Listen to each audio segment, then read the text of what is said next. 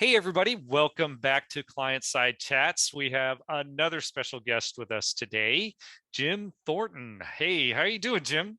I'm great. How are you, Jim? Two Uh, Jims here. yeah, two Oh, Jims. How do you Jims are like good that? people. Yeah.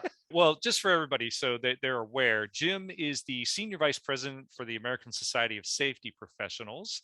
He's also had an esteemed career. He is now into that retirement mode. I say mode, people might think, oh, okay, so he's just kicking back. That's not Jim. If anybody knows Jim, they all know that Jim likes to keep his mind going, but your hand's going now too, right?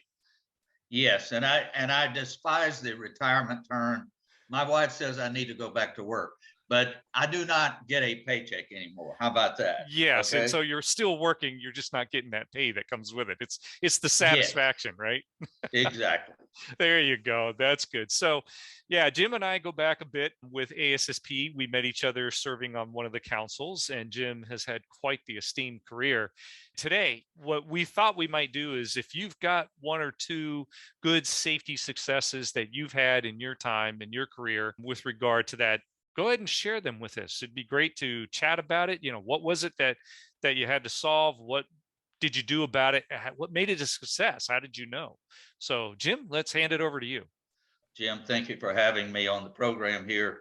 Just thinking about a couple of things, maybe success stories. A couple of them I'm proudest of, I guess, and I have to build a little bit of context here. In 19, I joined the shipyard, Newport News Shipbuilding, in 1976. I served about 40 years up there. In about 78, 79, we had a massive wall to wall OSHA inspection.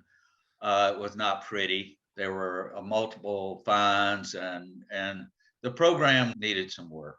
So I set about improving the program. And in the early 90s, after that, I set a goal of achieving OSHA BPP star status. The shipyard at that time, and still does, excuse me, Hmm. has about 25,000 employees. It's about a mile and a half long and about a half mile wide. So a lot of acreage, a lot of complex manufacturing, a lot of people. Hmm. So there was no shipyard in the OSHA BPP program, but I felt the program was worthy. Hmm. So my first task was to convince the management of the company and the union to be able to go along as a partner in the BPP program.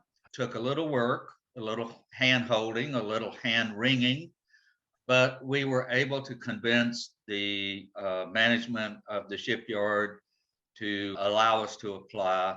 The union also was a willing partner. Hmm. And it was sort of exciting because we had just had a kind of a brutal wall to wall inspection a few years earlier. And here I was asking OSHA to come in and look at us again. And so that was a little tester. I convinced the management of the greater good of this, convinced the union that it would be equally good that by taking us off the program inspection list, they would Hmm. still see OSHA with regularity. In fact, more regularly than they would.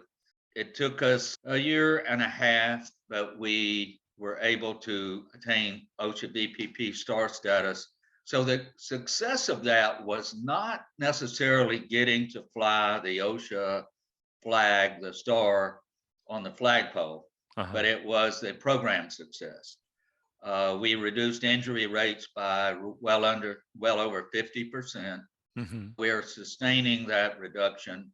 So the real value in that effort is more people go home in the same or better condition as they came. So that undoubtedly was one of the major successes of my career. That Uh, and it was about safety, but it was about how you apply safety, how you sell oh. safety, how you market safety. Of course, have to reduce hazards and have a hazard recognition program and control program, but it was more about how you sell safety. Hmm. So the metric was achieved, which was attainment of BPP, but the real metric was one of reduction of injuries notice. Was there anything specific or special about the messaging that you gave to management, and or the union with regard to why they should embrace this or how this helped them? Because a lot of us, as you know, as we go through our careers, we run into those barriers of what's the cost? Well, and you think of the cost of the program when actually business people tend to think more of the cost in terms of time resource, right? How Yes. much time is not placed on a productive process, which we could both argue saying that, well, this is an investment to a productive process, but nonetheless, was there any kind of magic, any kind of wisdom, anything that you passed along that kind of got them to say, click, yeah, this is a great idea, or okay, we can go along with this program? You have to understand your audience and you have to Mm, sell to your audience. In the mhm, case of management, uh, the draw I had for them was our workers' comp rates were sky high. mm. And I said, look, if we do this and we do this right, we'll reduce hazards and we'll reduce the cost to the business. And that got a lot of attention. The other selling point I had was there would be no surprises. That is to say, from Mhm. OSHA, there wouldn't be an army showing up at our gate and saying, we're here to perform a programmed inspection. We Gotcha. would come off the program inspection list, would probably get inspected at least annually, but it would be in a different way. It would not be in necessarily an adversarial way, but in a partnership manner. Those things were very attractive to management. In terms of excuse me, to the union was very wary about coming off the program inspection list. We'll never see OSHA. I said, no, we'll see OSHA with more regularity, but you will be along with us. You'll be a partner. It's a three-way partnership. And so that was attractive to them. I said, if we partner this and do this right, fewer of your people will be injured and go home in the same conditions they came. So both parties, being management and the union, they took a little bit of a risk. But those are kind of the selling points that I utilized. It turned out okay. Yeah. I think a lot of people wouldn't think of a union in terms of, gee, I want OSHA to be around.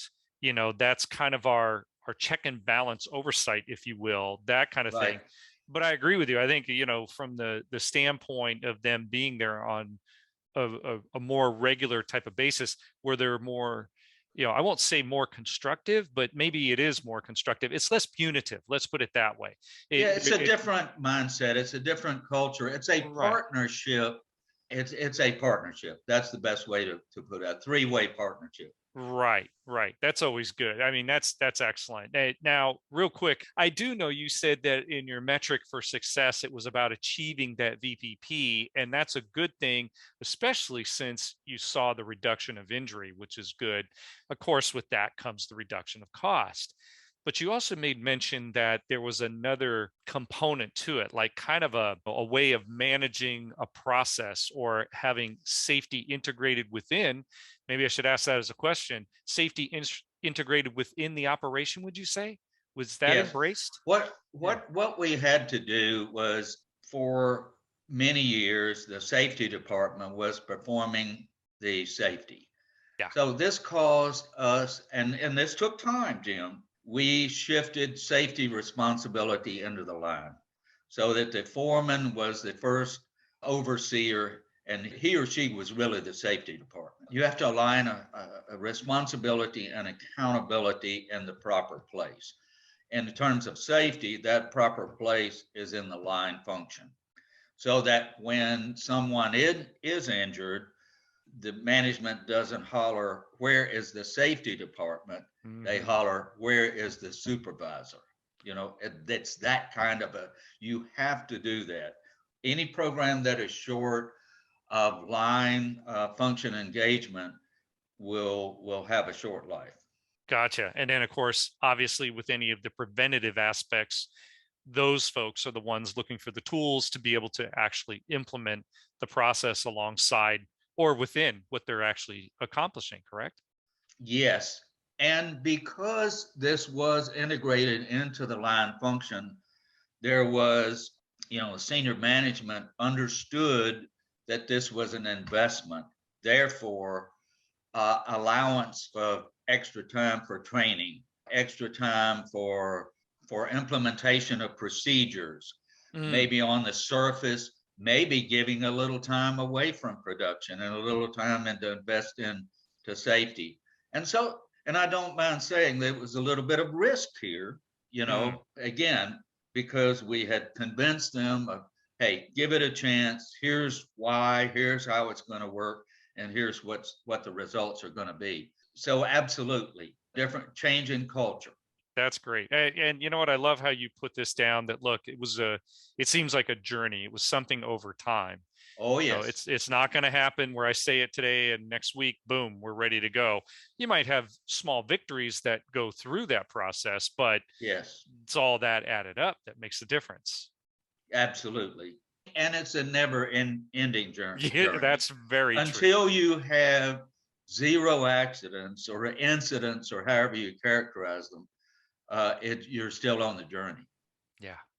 Jim, thanks for your time today. Really appreciate it. I look forward to seeing you in person soon, we trust, and to having another chat like this again in the future. Love to see you again, and we'll be able to clink glasses again one day. There you go. Okay. Look forward to that, my friend. Thank you. All right. Take care. Thanks, Jim.